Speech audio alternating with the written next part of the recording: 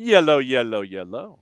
Yellow, yellow, yellow. Soccer down here, fans, on a Friday, huh? Friday Night Lights, early edition here with Soccer down here. Nino Torres and Johnny Nelson ready to roll, baby. Yes, we are. I have your list, as always. I have not seen it, so I All don't right. know what's going on in the brain. I read, we discuss, and that's the beautiful part about this whole Yes, segment. sir. Okay, so topic number one. Colina, head of the finals referees committee, is considering scrapping penalty rebounds in open play. They're taking away a little bit of chaos, or at least they're thinking about it. Why? Why is this? I mean, the ball doesn't leave the pitch. The ball's still alive. The play is still alive. Why are you going to stop it? This is not a penalty shootout. It's different. It's different. There's two different situations. I don't know what's Colina thinking, man. He's pulling his hair. Well, he doesn't have any hair to pull, but I think it's a good idea, man. I think it's a good idea. Why not going for the freaking Wenger rule for the offside? I mean, for me, if you got a problem with offside, then fix the rule. That's how I've always looked at it. You know, that rule, I think that's most important. That's the Absolutely. main rule that we need to fix. You are absolutely right. It is, if you got an issue with offside, fix the rule. Don't complain about VAR. Don't complain about the computer. Don't complain about what you're seeing. Fix the rule, people. Yeah. And then we're gonna get a lot of more goals. A lot of more goals, man. Could you imagine? Oh man, it's just every time that I seen that, every time that I see the freaking semi-automatic rule, and it's driving me crazy. By the way, that is correlated to the next point, the next topic that we're going to talk about it. Every time I've seen that, I'm going crazy, and I just keep thinking about this Wenger rule. Oh, please, the amendment, please, this be the most beautiful amendment in soccer. Please take place. Hopefully, I don't know if it's going to happen next year. Hopefully, so we'll see, man. Yep. So that leads us into topic number two. Confirmed, he writes. Brazil will be the first country in South America to use semi-automated offside technology implemented from the first match day of the Brasileiro in 2026. So they're stepping into it, huh? Yes, sir. And then there's one reason, right? They got the money. They got the money. They got all the money in the world, brother. When you put in $2 billion into the tournament, man. The problem here is that they're gonna be the only ones in South America, and that they can do it. I don't see Argentina doing it. I don't see. Forget about Peru, man, which just got VAR a couple of years ago, and it's gonna be another, I don't know, probably 10 years before we got that semi-automated offside. But this is Brazil showing off again all their money power. Again, they're proving that they are ahead of every single country in the continent, alongside, well, until Mexico. I want to say MLS is in place. You guys can do it. But by the way, do you have that? We don't have semi-automated. We still have flags and ARs. Okay. But you might, right? Maybe next year, a couple of they already changed the schedule, so they. Maybe when you change the schedule, 27, 28, you change the rules and bring in Cyclops. I don't know. Yeah, it could be. Are you guys happy about it, Johnny, or not? I know you discussed that yesterday. I was going to bring it in today, but I saw you discussed it yesterday. But we just kind of went over the basics with it. I mean, I think it benefits when it comes to when you line up with the international calendar. Then you're not either having to do your business too quickly in your own window, or having to wait until the dust settles because you can't do anything. It hurts you right now on the front end and the back end of your windows that you're not matched up in Europe. And then in the summer, you're getting players that by the time your season is over in November, December, they could be playing 18 months straight. And you're seeing a lot of guys who come in the summer transfer window running out of gas. and you're wishing that, it's like there was a reason I brought dude in, and you're risking the guy getting burned out, not having him down the stretch when you need him in all those moments, and making sure he's 100% and healthy. I think that it lines up. Now that you've lined up, I think it helps you when it comes to everything financial that's attached. Yeah, the contracts, because everybody usually they end in the contracts in June 30th. So it's I think it's gonna take the first couple seasons is gonna be a madness, but then you gotta get used to it. Everybody's gonna be in place, but I don't know about playing in New England. Well, but I mean, or Minnesota or Chicago. You can always tweak your schedule. I mean, right now Montreal plays their first handful of matches on the road anyway, and they did the math. There you go. They did the math where right now, when they slide the schedule in 27, 91% of the calendar is still the same. Oh, okay, all right. So it's doable. It's just it's all about logistics. Yeah, it's those edges that you've got to look at and sit there, and it's like, okay, we're probably going to be starting with the northern teams. We'll probably be starting you at home a little later. You'll have a home run at some point to even it out. You're probably going to be on the road to kick things off. But, you're going to have your gaps. You're going to have the gaps that we've seen in the other leagues, like in Europe and such, where you're not going to be going on in December. You're going to have that winter break. You're going to have the summer break as well. And so it's mid-July through May in 27 and 28. So July 27 through May of 28, you're going to get this. And to me, when they're going to transition with this, and they're calling it right now a sprint season, where mid-February through May of 2027, you're going to have a 14-game, like a little mini schedule. That's going to be chaos. Oh, yeah. Just to line things up, you're going to have teams that are going to sit there and try to slam it into fifth gear out of the blocks and try to win this 14-game schedule before the calendar twists and goes to line up with the international calendar. I'm intrigued by it. I'm glad that you're now going to have this as a part of your schedule now. I know that, and everybody's talking about, well, what if you're competing against Major League Baseball, college football? Look, your audience is going to find you. Brother, you got 300 million people in your country, man. 300 million. It's a continent, basically. It's a different animal. But I'm so glad that they finally did it, because some way, somehow, always since the MLS was created, it kind of got the wrong rules for us. That was a disaster. It was like a different sport, and having a different calendar. It was just everybody. I'm telling you, from this point and from European points of view, looking over the shoulder of the MLS, because they're Americans. Yeah, they're playing their own thing. They're playing in the summer. Yeah, they're not tough enough. And now you're lining up with the world, and it's a step up for me. From this point of view, it's a step up for the league, and you gotta be in line with FIFA and the entire planet, because this is a global sport. This is not one of the four major sports in America. Well, and for those that may not know your background, when were you in Columbus with the crew? Scoring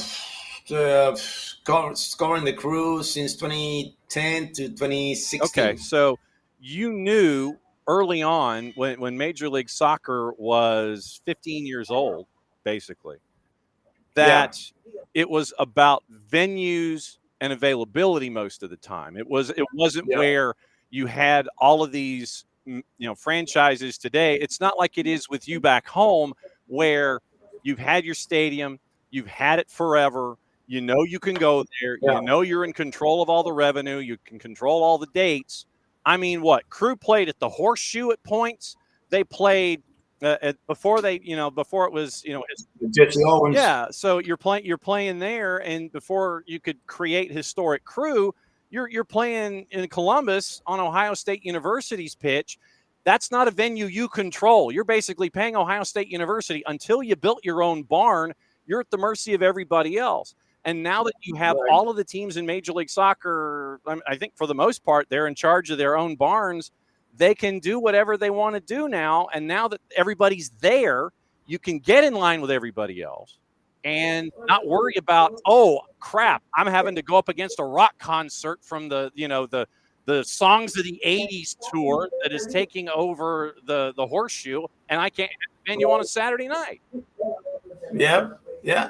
There's a lot of progress actually for the league, and I think the next step is coming.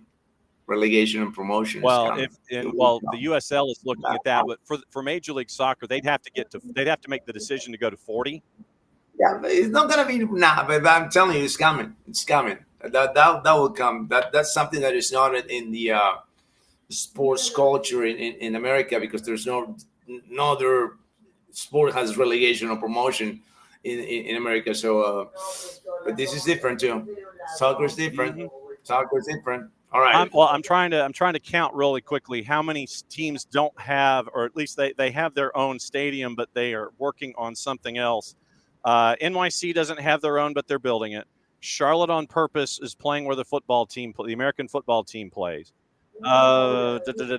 Everybody looks like, everybody's got their own place, or they share it with an American football component. So you don't have to worry about what you had to worry about when you were covering the team, a decade and a half ago. So I think it's big. Topic number 3.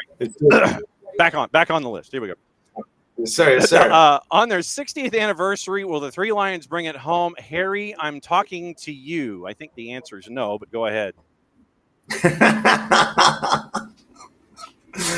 Probably. I mean, they have a very competitive roster, man. The roster is huge. They got backups. They got the players that are in the best 11 versus the players that are on the bench. It's got the same quality, and it's a mission. It's a mission from the Premier League, right? Best league in the planet, and not being able to bring the best and the most important trophy in the planet to home. It's coming home. It's coming home. I don't know if it's coming home or not. It's coming home for a visit. They're going to sit there and charge $50 a head for you to take your picture next to it, man. It's not going to happen. Come on now. You think you have a trust in the Three Lions? You have a Harry and Saka and Ishii can do it? No, it's too young. They always find a way to trip over their own shoelaces. I know. It's been at least they came close in the last couple of competition, 2018 and 2022. There are improvements, but it's like the quarterfinals is the final destination for them. And I don't know what's going to change. Something is going to change, but hopefully it will. And I just want to see these young players prove their worth. Prove the Premier League. It is the best league on the planet. But we'll see. There are way too many candidates. Spain is strong. Brazil, Argentina. This is Argentina, and the problem and the problem for everyone else with Argentina is this: that there's a mission. They are on a mission. They is to be the only country, the only team to win back titles since Brazil 1958 and 1962. That's people don't understand the rivalry between Argentina and Brazil. It is they hate Brazilians. And you got your 5 cups, and they hate them for having 5. They do. So in order to get that, to achieve that, you're not the only ones. We can do it too. And the last dance for Messi, it's. I mean, this is gonna be historical. It's gonna be legendary. This World Cup coming up next year, brother. There's a lot of actors or situations and records that they need to be break. That everybody that is getting there is on a mission, and that's why. That's beautiful. That's why my money's on Argentina. Nino Damas. Speaking of Nino Damas, we broke him out just a second ago. Nino Damas is candidate to win the World Cup. Lots of doubts, and the Irish could celebrate St. Patrick's Day in November. Bruh. It was a disaster. It was a disaster. It was a catastrophe. It was just painless it's so painful to watch, man. It's painful to watch Portugal lateral possession from side to side. Everybody trying to get on Cristiano. Cristiano was not getting the ball. Yeah, give me the ball. No, I can't give you the ball because you got 5 players around you. And it was just a lack of creativity with having creative players that they did not. I mean, was an unrecognizable team.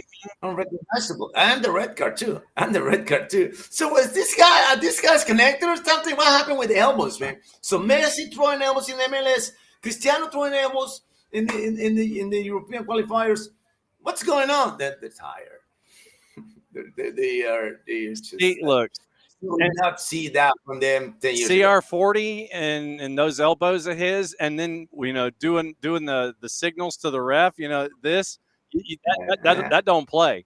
He got that red for dissent, and it was worth it. And we all sat there and pointed at it and was like, keep an eye on that one. This topic 5 was something that we talked about in our chat when we were just going back and forth with each other yesterday. About this individual, not necessarily about what you have here. Topic 5. I'm reading it as you wrote it.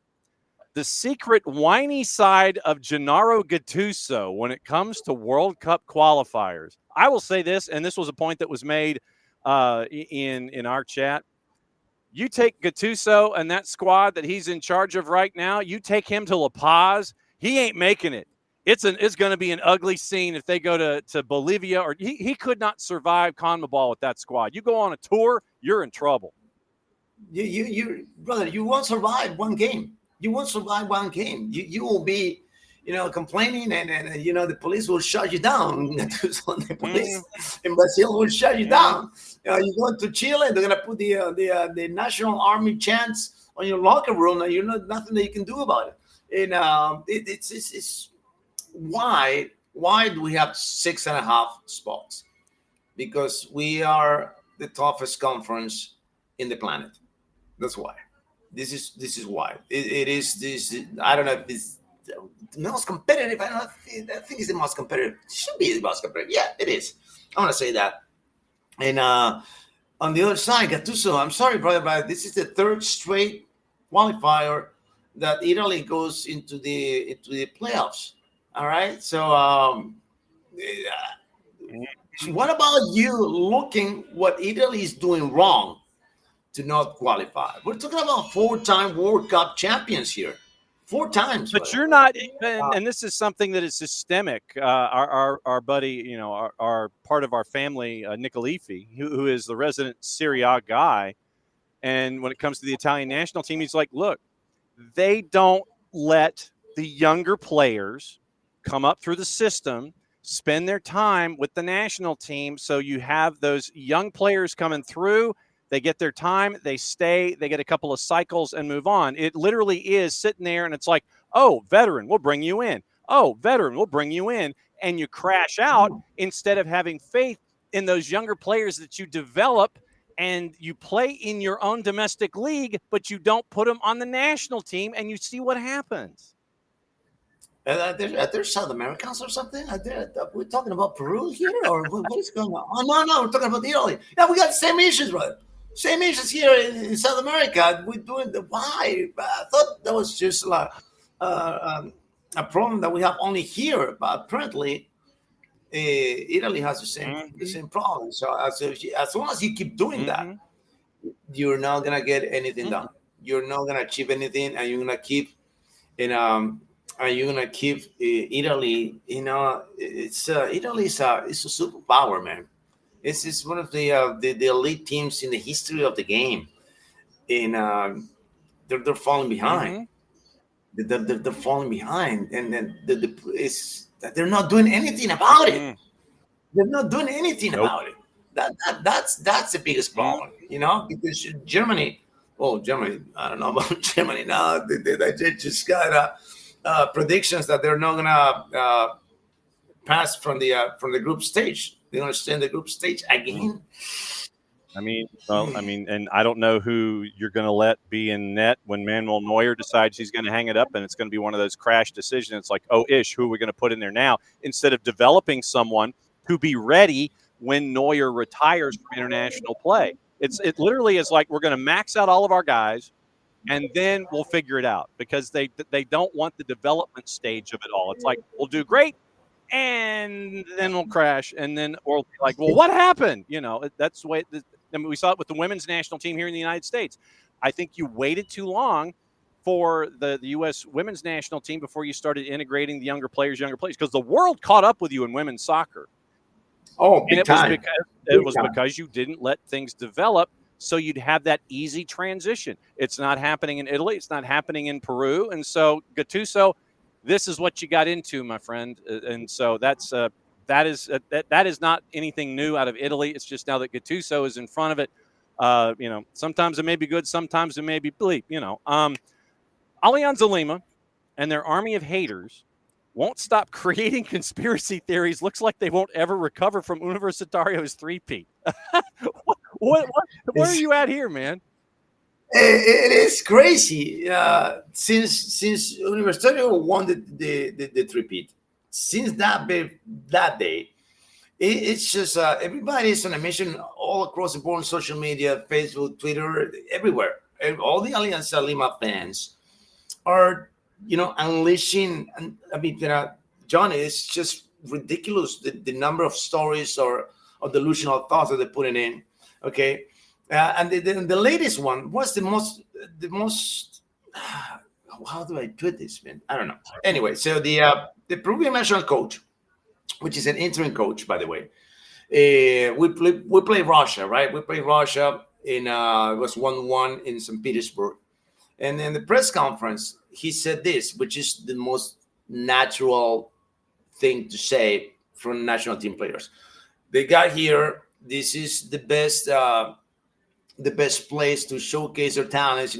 Scouts from all over the world can see our players, and that's why I wanted to bring players from our Liga Uno, from the Peruvian league, so they can get a bigger exposure to the world, right? Which is natural. When you go to a national team, you got better exposure than you have when you're playing on your team. Guess what? I'm so mad that I can't hold on. All right. They say that so now the Peruvian national team is for your agents, right? So now Barreto is an agent, as he's gonna sell his players. They're not his players, you morons. He's the coach. He doesn't have a dime for whatever they sell the players from the national team. No, they say that this is a business. So this is about business, because you're getting so many players from Universitario, and now you want to sell them because you cannot sell them when they're playing in the Liga Uno. So you got to take them to the national team so you can sell your Universitario players. You check how many Alianza Lima players are in the national team? Go please check, all right? And your players also are being exposed in the biggest stage, which is the national team. And there's so many stories like that, Johnny. Every day, every single day, they come up with something. My God, it's just ridiculous. Valera got a haircut, the Ronaldo Nazario haircut, right?